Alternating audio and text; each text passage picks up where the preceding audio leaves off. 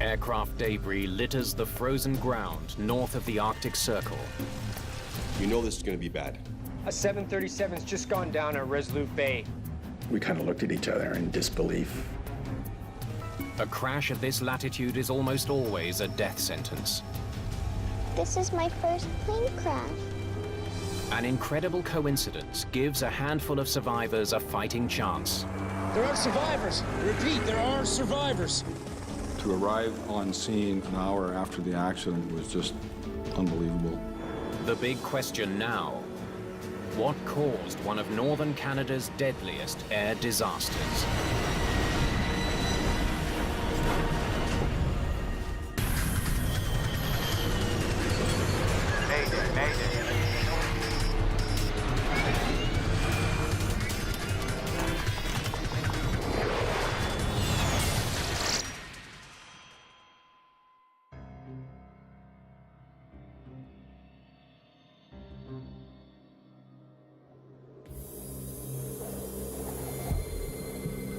The Canadian Arctic is one of the toughest environments on the planet.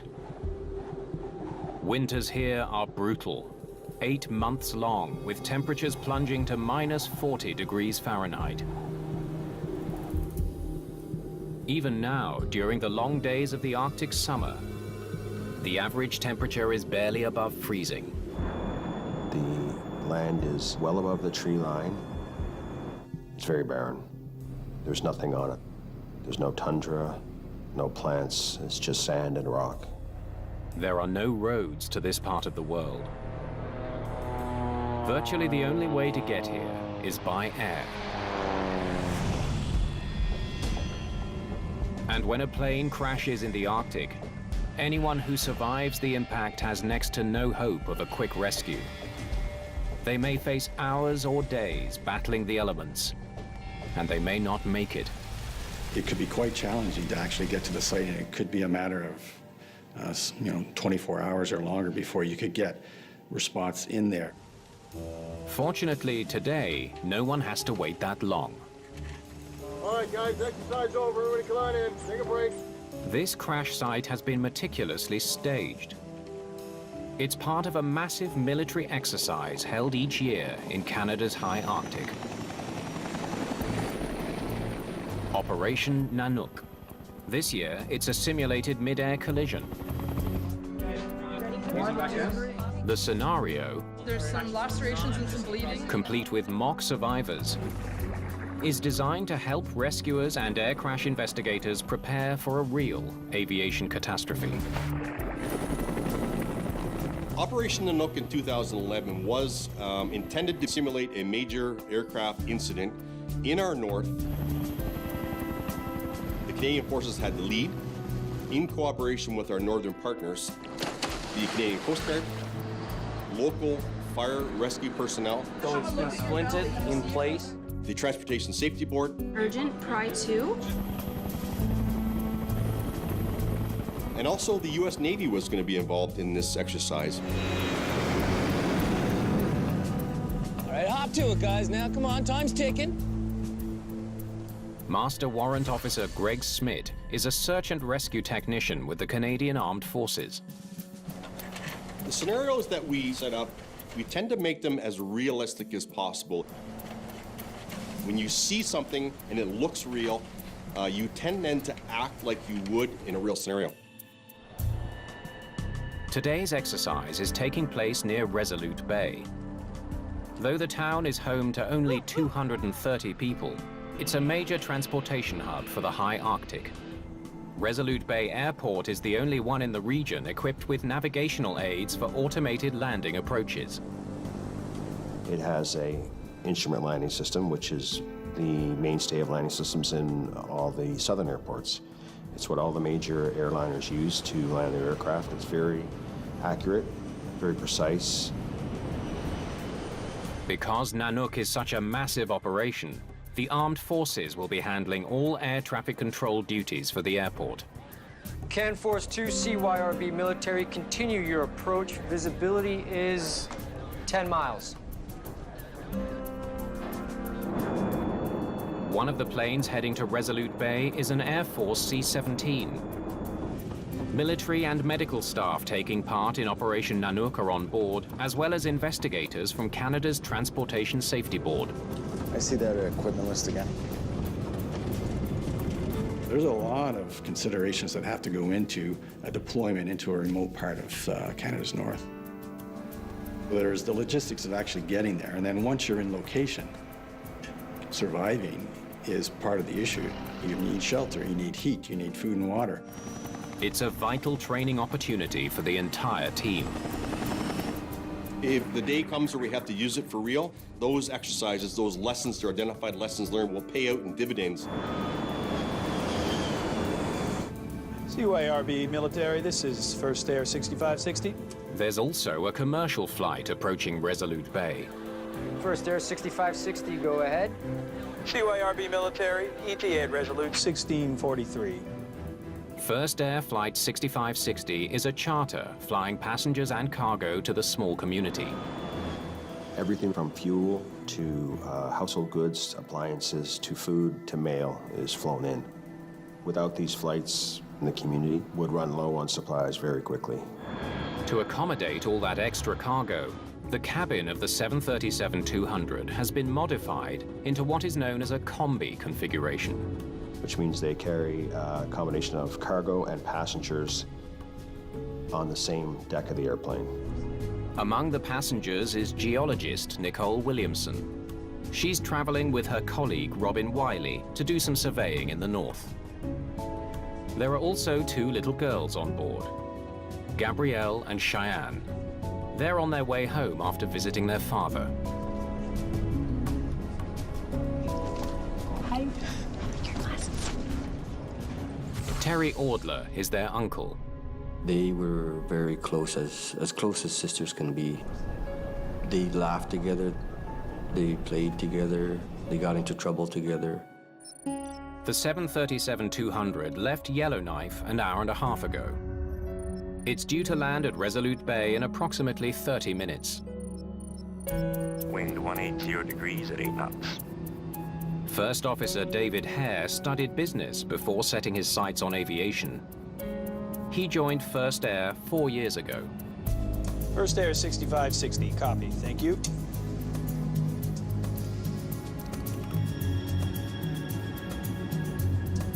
There we go. Captain Blair Rutherford has been with the airline for more than 15 years. Might as well do yours too. Heading 029 degrees. Got it. This close to the magnetic North Pole, pilots need to calibrate their compasses frequently using their GPS. Okay, let's go over the approach. Okay.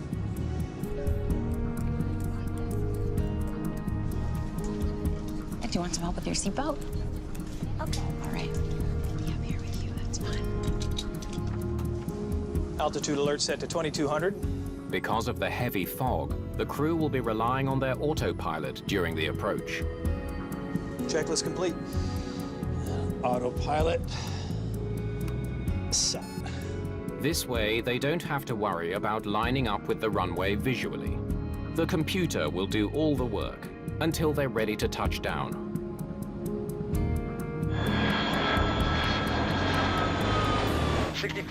You're landing on runway 35 true. It's a little wet. First Air 6560, copy, 35 true. We're 10 miles from runway. After spending a few weeks with Dad, the girls were looking forward to coming back home to Mom and Grandma and Grandpa. Almost home. At 11:40 a.m., Flight 6560 begins its final approach to the runway. Descending through 1,000 feet. First Air 6560, we're 3 miles out on final. We're over the shoreline now. All right.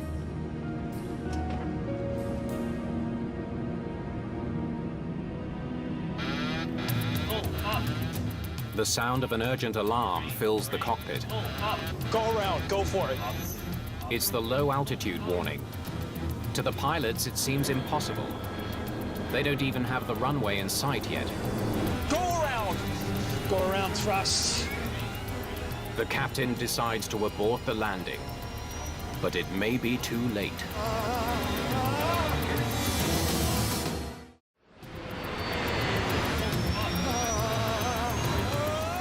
Flight 6560 slams into the ground at 180 miles an hour.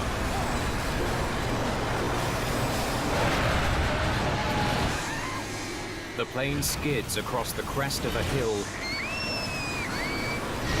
and bursts into flames.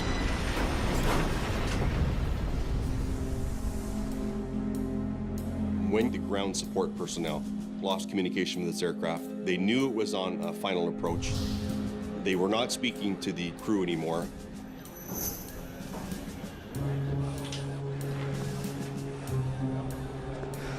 First Air 6560 should be here by now.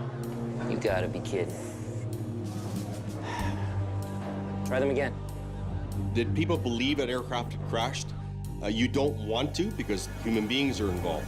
But it very quickly became a reality that this aircraft had crashed.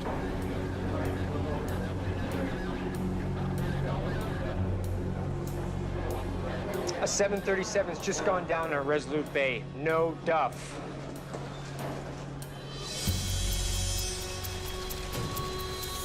The priority now, get help to any survivors. Think to yourself, wow, I really hope someone survived this, but you know this is going to be bad. At the crash site, Gabrielle Pelkey sits alone in a nightmare. She found herself with a broken leg, cuts and bruises, and concern for her little sister, Cheyenne.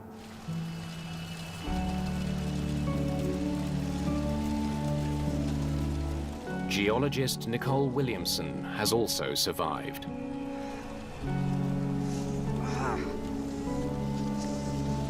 Gabrielle. Gabrielle. Oh, thank God. When Nicole got to Gabrielle, You're okay. You're okay. she made sure that Gabrielle was kept warm, and that was something that probably helped her with her own survival.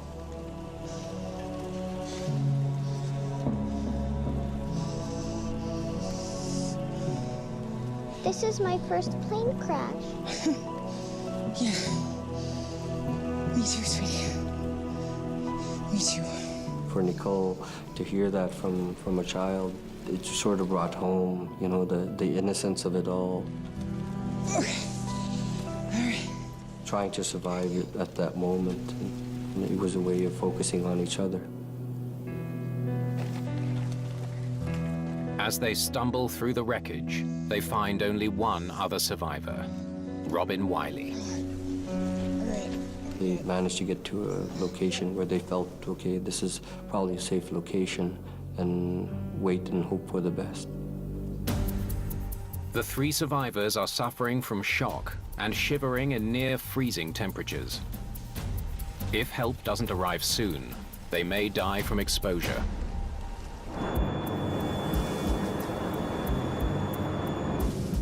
News of the disaster reaches air crash investigators still in flight, including the TSB's Brian McDonald. We kind of looked at each other in disbelief, as if, you know, is somebody changing the start of the exercise to create more realism, or is this really happening? We need to hit the ground running. Now you're quickly changing gears into thinking about all the things we have to do now to get ready and start reacting to this actual accident. As the investigators touch down, they grapple with the realization that the mock exercise they were expecting is now a very real catastrophe. But there is some good news. Because of Operation Nanook, rescuers are able to reach the survivors just 20 minutes after the accident. There are survivors. I repeat, there are survivors.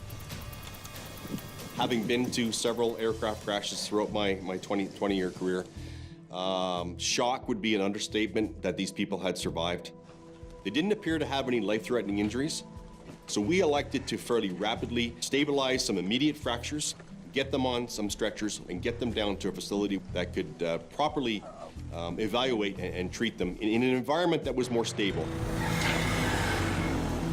Rescuers comb through the wreckage, but they quickly realize no one else has survived the crash. 12 people are dead. Did you find Cheyenne? Including Gabrielle's sister, Cheyenne. For a child to be given that type of information, I mean, it's always a difficult moment.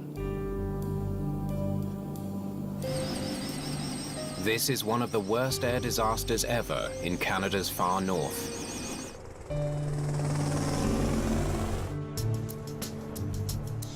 Hey, you guys with the TSB? That's what the hat says. Show me what you got.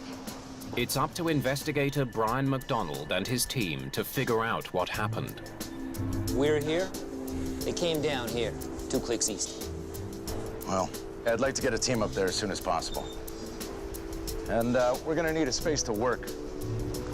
To arrive with a fully assembled and equipped team on scene within an hour after the accident was just unbelievable.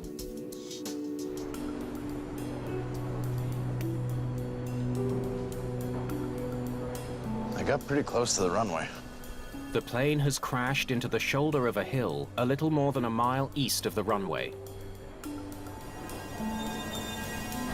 Maybe it was the fog?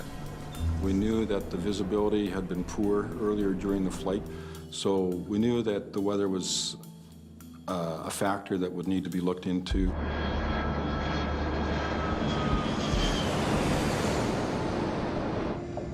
What a surprise. Fog. Resolute Bay is often fog-bound, forcing crews to rely on their autopilot and the airport's sophisticated guidance equipment. The Instrument Landing System, or ILS, is technology that can be installed on runways to help planes land in low visibility. The ILS emits a signal known as a localizer beam. It can be picked up by the plane's autopilot, which uses it to navigate the plane safely down to the runway. When you can't see the runway, when you're on approach, you rely on this ILS system to get you to a point where hopefully you can see the runway. Okay, let's go over the approach. Okay. It's not great, but it's nothing that we can't handle. At least we'll be able to do an ILS approach there. If the ILS system at the airport failed, or if the plane's autopilot wasn't able to detect the signal, it could explain the crash. What we do during any investigation is run a process of elimination, where we look at all the possible aspects of the operation and verify that things were working normally. It doesn't take investigators long to figure out that the airport's ILS was working. Another plane used the signal to land just 25 minutes after the crash of Flight 6560. We determined that the system was operating within normal operating parameters. But investigators won't know if the 737's autopilot was detecting the ILS properly until they download the plane's flight data and the cockpit voice recorders. The first responders had found them in the first 12 hours. We were able to get them on an aircraft and down to our laboratory in Ottawa on the following day.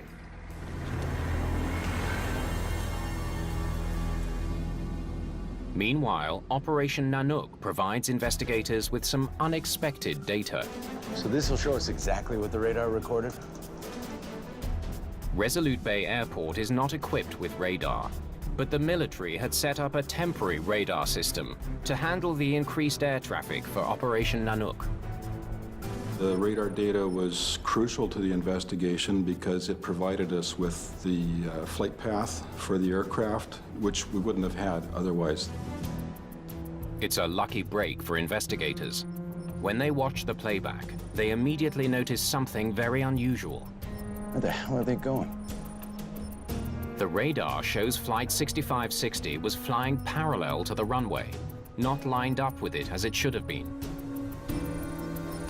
The question that came to our minds immediately there was why? Why did the aircraft track in that direction? How could a modern airliner equipped with an autopilot crash into a hill more than a mile from the runway? A painstaking investigation will uncover a troubling explanation. With the toxic fire fully extinguished, it's now safe for investigators to head to the crash site and get a close-up look at the wreckage. They're searching for any clue that might explain why the plane drifted off course on approach to the runway. We needed to understand, what was happening with the navigation. We needed to understand how did the aircraft get right of track and why did it stay right of track. They begin by charting the location of every single piece of wreckage. You could see where the wheels had touched down and the aircraft had gone airborne for some distance.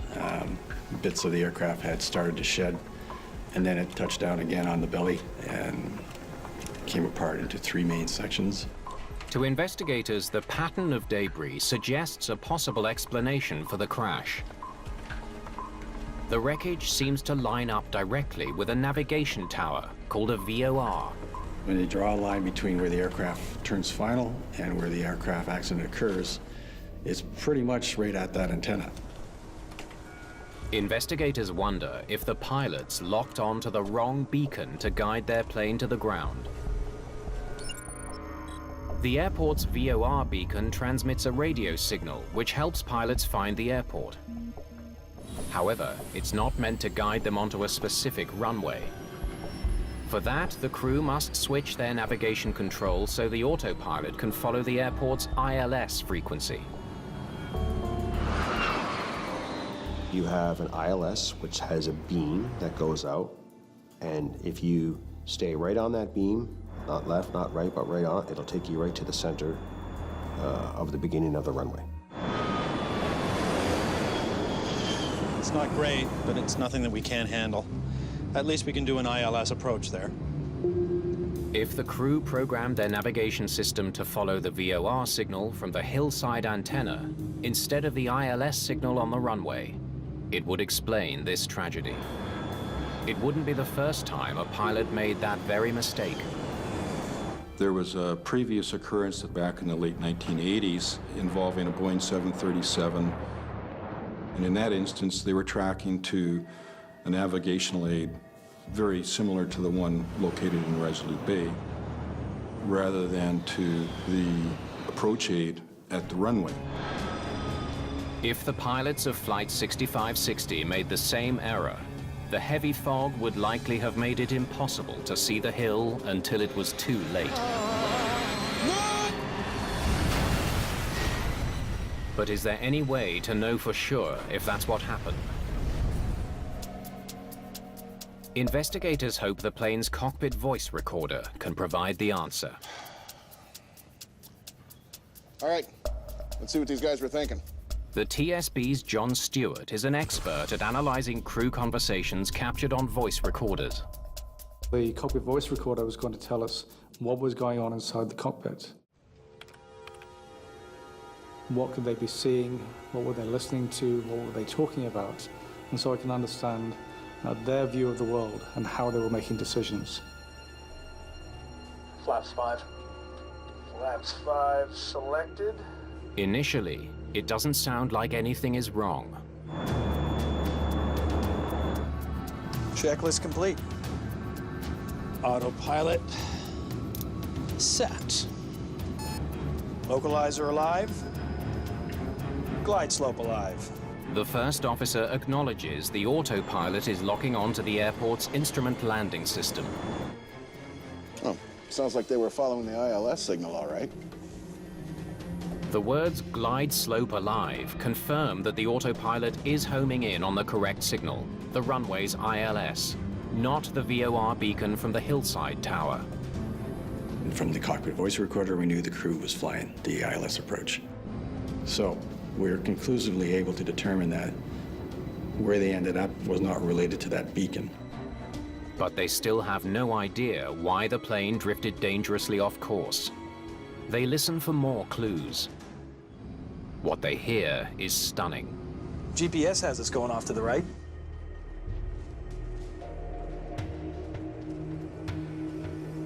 The first officer knew they were off course. We could tell from the conversation that the crew were concerned about the positioning of the aircraft. So, are we too far to the right? We'll get there. As they continue to listen, the mystery deepens. If we're going right, Resolute Hill is right of the runway. Not only did the first officer realize they were off course, he knew they were headed towards the hill next to the runway. We're not on the localizer. No, we're fine. The autopilot's tracking the localizer. I think we should abandon the approach, go around and sort this out. No, we're good. We'll continue the approach. Okay? Continuing approach. As the flight progresses, you can see in the conversation between the two of them that the two pilots have differing views as to what needs to be done. Even though they were speeding towards the hill, they continued on. Go around, go for it! Go around! Go around thrust. It's a mistake that cost 12 people their lives. Why it happened remains a mystery. Why on earth did they keep flying toward that hill?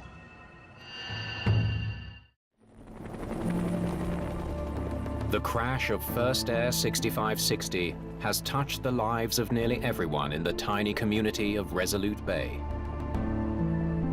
For a mother to have to go through that, I'd never wish that on anyone. The families want answers.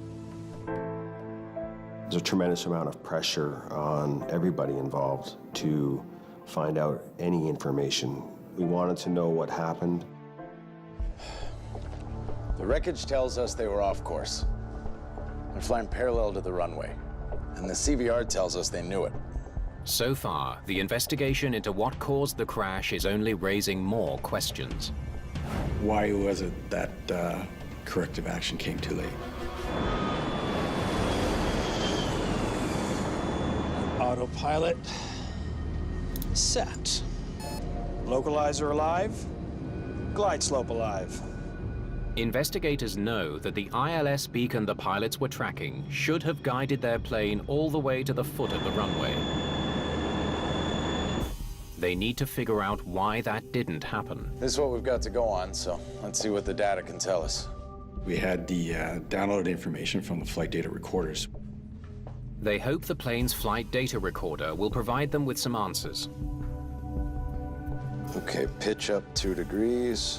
Using the FDR data, speed to 168 knots. Investigators create a detailed flight path of the plane's approach. Turn left 2 degrees. The key aspects of any flight were on there. You know, altitude, speed, heading, power setting, flight control positions. Can we add the localizer beam, please? They focus on the plane's final turn toward the runway. That's where it started to go wrong. They turned too wide and never got back on the beam. The detailed flight path reveals the precise moment Flight 6560 began to veer off course. But investigators still don't understand why.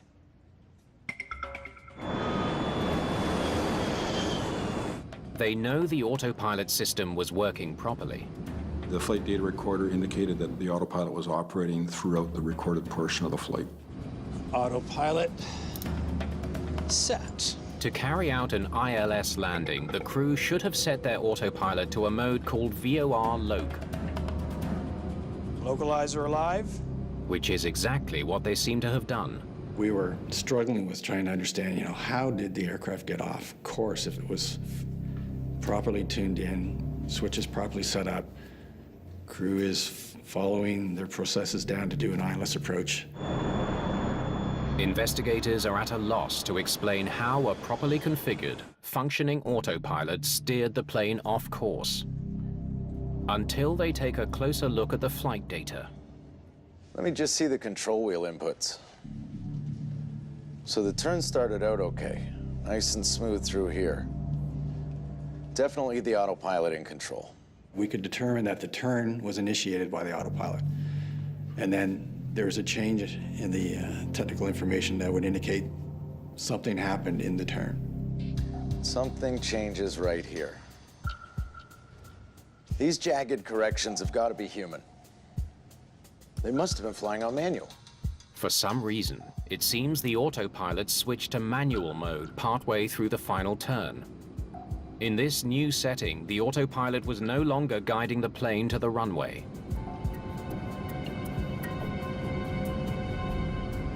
Autopilot systems have built-in capability for pilots to override it. If the aircraft is not reacting quick enough or it's doing something too quickly, then the pilot can, using the control wheel, apply some pressure, override it momentarily. But there's nothing on the CVR to indicate that the captain intended to override his autopilot. Investigators now consider a frightening possibility. He may have done it by accident and never realized his mistake. If the autopilot mode changed from this mode of forelock to the manual mode at that timing, you could end up with the aircraft staying wings level and just maintaining that heading instead of tracking the beam.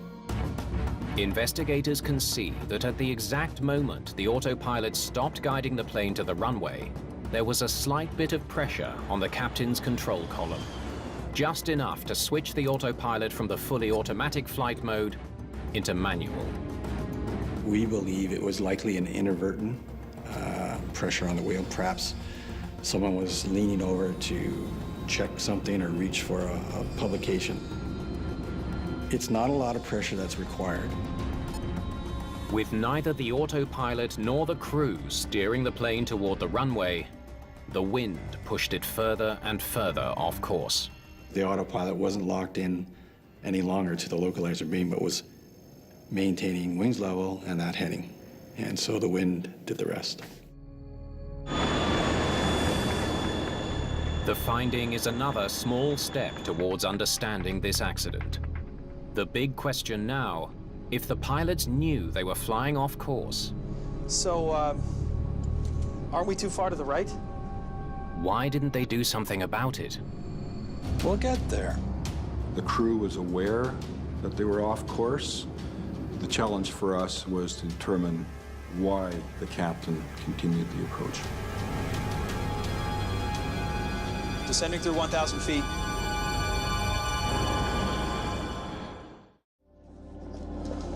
Let's see what this flight looked like from inside the cockpit. Investigators need to understand why the pilots didn't take corrective action when they saw the plane was going off course. To do that, they need to get inside the pilots' heads. The key thing that we try to do is to understand why events made sense from their point of view. I wanted to see what could each pilot see in their positions. What could they hear? What could they see of dials moving? What are the factors in that cockpit that might have led them to make the decisions they did, over and above what we'd already heard from the CVR? Using the combined information from the FDR and the CVR, investigators recreate the flight, hoping to find their answer. Autopilot set. Localizer alive. Glide slope alive. On track. Autopilot set to VOR loc. The pilot's conversation provides an intriguing clue. First air 6560, we're 10 miles from runway 35 true. Gear down. It's clear they were both extremely busy preparing to land. Flight 6560, report 3 miles final. Flaps 15. Please repeat last transmission. Gear down, 3 green. Report 3 miles final. There. So busy, it seems, they failed to notice when the autopilot switched to the manual mode. That's where the autopilot mode switched. There's a lot going on in the cockpit also in the turn at this time. You know, they're lowering landing gear, there's some radio calls, there's flaps coming down. So they're not necessarily looking to see if there's one light in a sea of lights that's no longer lit. And there was no discussion on the CVR that they saw anything related to the autopilot mode. But there were other clear signs that the plane was not lining up with the runway. We're not on track here. We're off to the right a bit. GPS has us going off to the right. Here and here. It's as clear as day they're well off course. Both the GPS and the horizontal indicator were clearly showing the plane was drifting further and further from the runway. Yet the captain did nothing to correct the problem.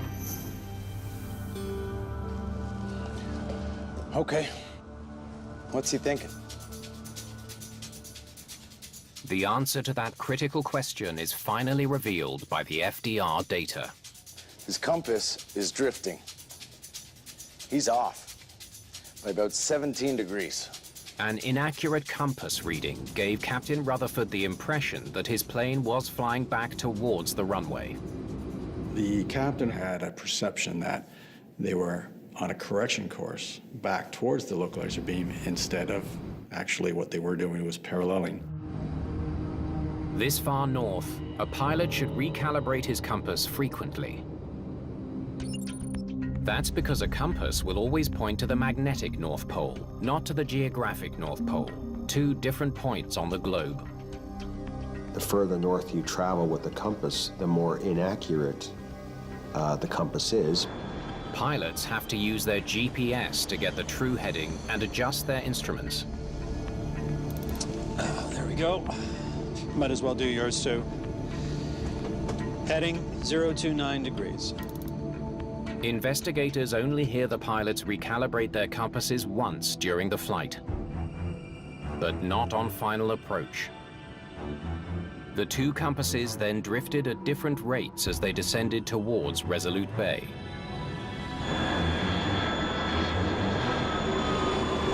Rutherford's compass was telling him that he was flying 331 degrees, straight back towards the center line of the runway. But he was actually flying 348 degrees, straight towards the hill. The inaccurate compass reading likely convinced Captain Rutherford that his autopilot was bringing the plane back on track. Each pilot had a completely different understanding of what was going on. We're not on the localizer. Oh, we're fine. The autopilot's tracking the localizer. Having two pilots that have different perceptions of the situation is problematic. And what you need to do is bring those perceptions back together. And in this instance, that never happened. The first officer kept trying to warn the captain that they were in trouble. I think we should abandon the approach, go around and sort this out. No, we're good. We'll continue the approach. Okay. Continuing approach. As the flight progressed, the gap between each pilot's understanding of the situation widened. Green light, gear down, 3 green. Flaps 40, green light. You can see that things are starting to happen fairly quickly. The workload's starting to pile up. You can hear it happening in their voices. So you think it's fine? Now look, there's nothing to worry about. Same thing just happened to another pilot. We'll get back on the runway. Okay, but we're way off course. When the plane didn't head back to the runway like he thought it would, the captain couldn't understand why. Go around, go for it. By the time the crew decides to abandon the landing, go around! I'll go around thrust. It's too late to get the power they need to climb out of trouble. 2 seconds later, they slam into the hill beside the runway.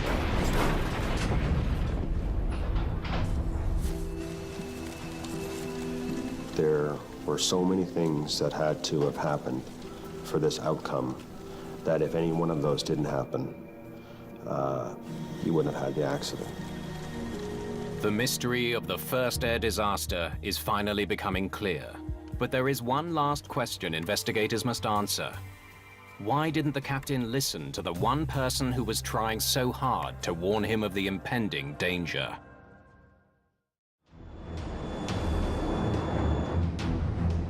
We're not on the localizer. We're fine. The autopilot's tracking the localizer. Investigators believe the captain of Flight 6560 didn't understand that his aircraft was in danger, despite his first officer's repeated warnings. GPS has us going off to the right. I counted 18 statements that the first officer made from the first time he indicated that they were off course until they collided with a hill. So you think it's fine? Now look, there's nothing to worry about. Same thing just happened to another pilot. We'll get back on the runway. Okay, but we're way off course. The first officer could see something was wrong. We're over the shoreline now. All right. But did not clearly state that he felt they were in danger. We could see that the first officer was trying a number of different tacks, talking about the GPS, talking about their relative position, trying to find different ways of approaching the problem and communicating it to the captain. Blair, I don't like this. The pilot's records paint a picture of two men with vastly different experience. First Officer Hare was new to the 737 and had fewer than 5,000 hours in the air. Captain Rutherford had more than twice as many hours in the cockpit and much more experience flying in the north. Yet for some reason, he didn't pick up on what First Officer Hare was trying to tell him. They weren't resolving the problem. And so the questions keep piling up. Why does the first officer keep focusing on this? We should be configured, we're not. So his problems are mounting up and mounting up. It gets harder to pull yourself out of all of those things that you need to put right. Maybe we should go around. Continue configuring for landing. As the less experienced pilot, First Officer Hare may have felt reluctant to voice his concerns more forcefully. As a result of their conclusions, the TSB makes some important recommendations. Our job is to illuminate where the deficiencies are, and the industry and the regulator will take action to mitigate those risks. That's why the Transportation Safety Board exists. The Safety Board urges First Air to review how pilots calibrate their compass. Right. And to institute clear policies on how first officers should take control in dangerous situations.